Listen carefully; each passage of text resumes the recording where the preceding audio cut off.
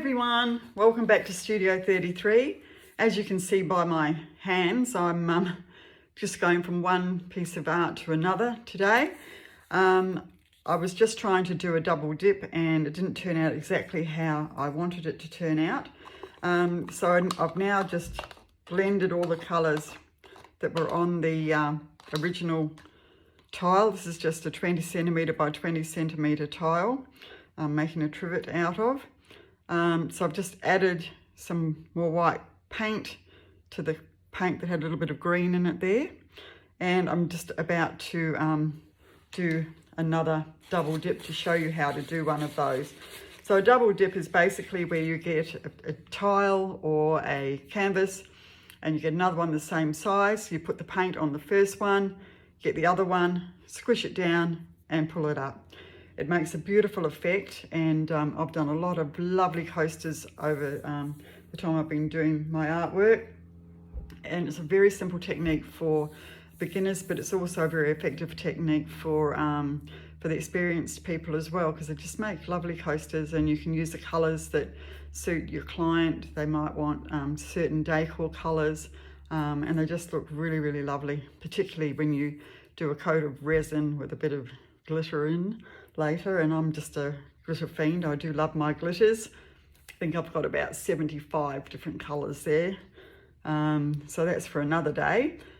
So today I'm just going to be using the same colours that I was using in the previous piece, which is the Mintish by Araldo, Dark Sea by Global, Tahiti by Global, and the Araldo Diamond, which is a lovely sort of colour shift pearly colour, and just a tiny bit of the Montmartre Pouring Paint Gold.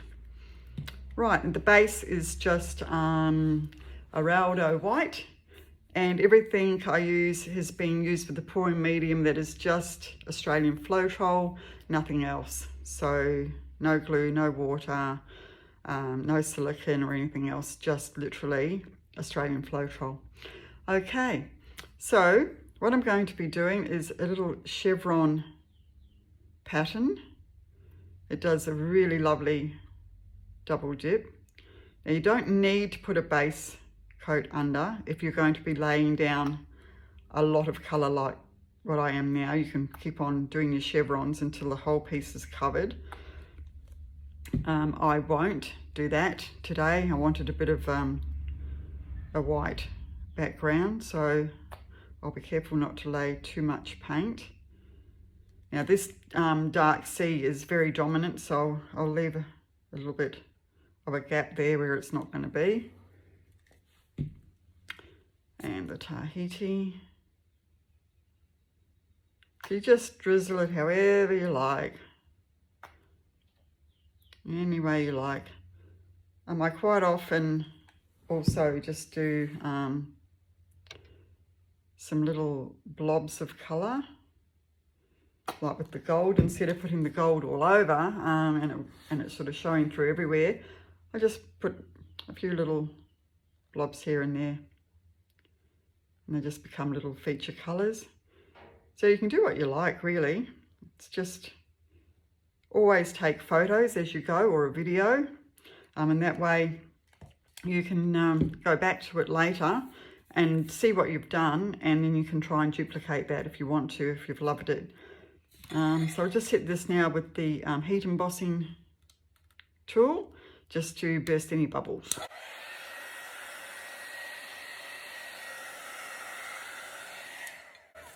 Okay, now my main problem will be taking this tile, which I've now put paint all over,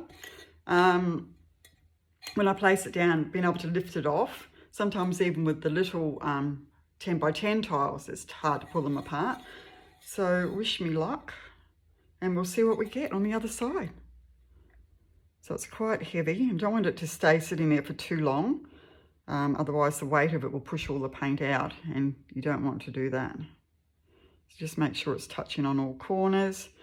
Now I'm going to try and lift and push down on the bottom tile at the same time, so I can get them separated. And there we have it. So as you can see, the bottom piece of work will always have more paint on it than the top one. So they will always be different, even though similar. So that's just absolutely beautiful, in my opinion, of course. So I'll just hit this with the heat embossing, just to burst any of those little bubbles and maybe bring up some cells.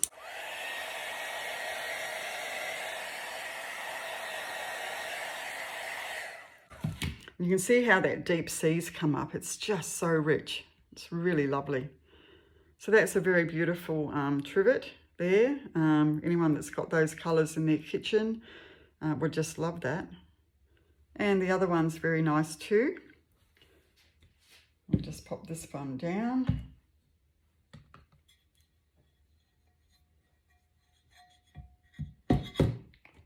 Now the first one, the bottom one, as you can see, has a lot more paint on it.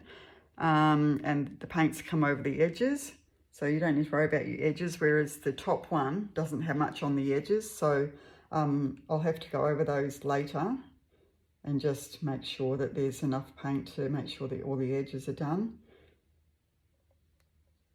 So I'll just quickly run around this one as well, make sure that they have all been covered.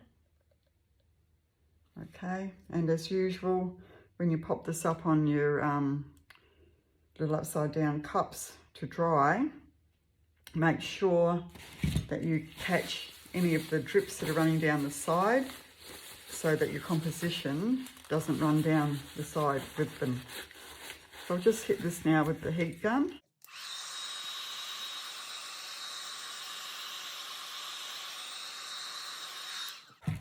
This one being a little bit thicker, it will take a lot longer to dry. When I've done some of these before, the top one might take a day to dry and the bottom one could take 5 days to dry. So you need to dry it somewhere where it won't dry too quickly because the paint's quite thick. If you dry it quickly, what happens is the top layer will dry first, the bottom will stay wet, and then as the bottom dries, it will cause the top to crack open. So you don't want that to happen. And so I will place this somewhere, well, it's quite cold. I'm working out in my garage, so it gets cold here at night anyway, so everything's drying slowly at the moment. So I don't have to worry too much, but if it was in the summer, you can actually cover that in a box, and that will help to just keep the temperature a bit more stable while it's drying and to help keep it drying over a longer period of time.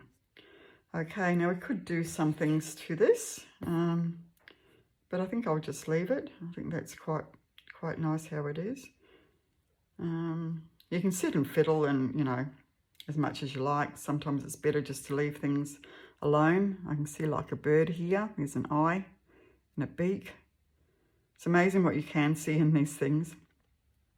And if you use something where you might put 10 different colours down, you can have a really crazy bright coloured piece of work.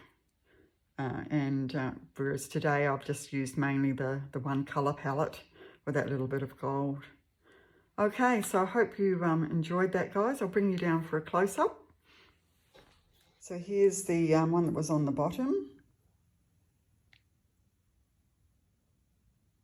You can see all the crazy shapes that you get from doing the double dip. Lots of little cells there. And here's the one that was on the top, which I actually prefer, which is very pretty, and it'll make a lovely trivet. Okay. So that's it for today, guys. Hope you enjoyed that, and we'll give that a go.